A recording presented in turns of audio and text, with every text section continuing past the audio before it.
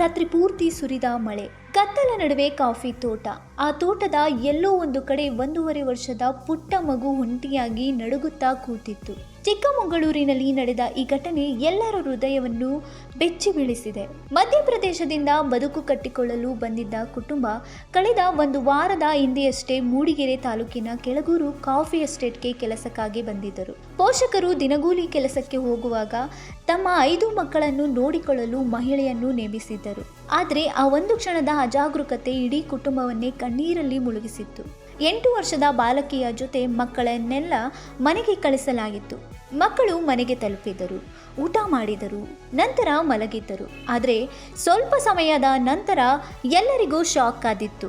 1.5 ವರ್ಷದ ಪುಟ್ಟ ಶಿವಂ ಮನೆಗೆ ಬಂದೇ ಇರಲಿಲ್ಲ.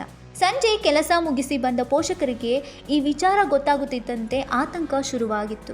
ಕುಟುಂಬದ ಕಣ್ಣೀರು, ಮಕ್ಕಳ ಭಯ, ಇಡೀ ತೋಟದಲ್ಲಿ ಆತಂಕದ ವಾತಾವರಣ ನಿರ್ಮಾಣವಾಗಿತ್ತು. ತಕ್ಷಣವೇ ಪೊಲೀಸರು, ಡಾಗ್ ಸ್ಕ್ವಾಡ್ ಮತ್ತು ಸ್ಥಳೀಯರು ಸೇರಿ ಭಾರೀ ಶೋಧ ಕಾರ್ಯ ಆರಂಭಿಸಿದರು. ಮಳೆಯ ನಡುವೆಯೇ ರಾತ್ರಿ ಪೂರ್ತಿ ಹುಡುಕಾಟ ನಡೆಯಿತು. ಪ್ರತಿ ದಾರಿ, ಪ್ರತಿ ಹಳ್ಳ, ಪ್ರತಿ ಗಿಡದಲ್ಲಿಯೂ ಪರಿಶೀಲಿಸಲಾಯಿತು. ಆದರೆ ಸುಮಾರು 12 ಗಂಟೆ ಕಾಲ ಮಗು ಪತ್ತೆಯಾಗಿರಲಿಲ್ಲ.